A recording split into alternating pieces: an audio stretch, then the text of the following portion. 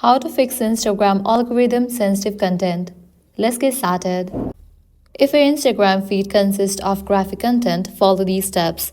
First, launch your Instagram app. Make sure you have already logged into your account. Now navigate to the profile page. For that, click on the profile icon given at the bottom right corner. Once you're over here, click on three bars given at the top right corner.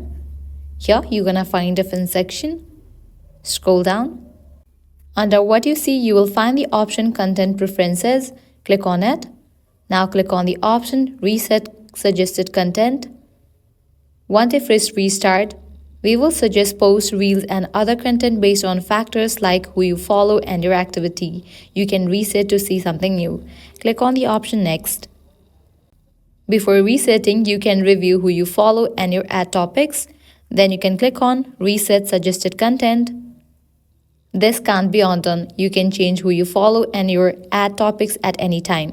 Click on Reset Suggested Content.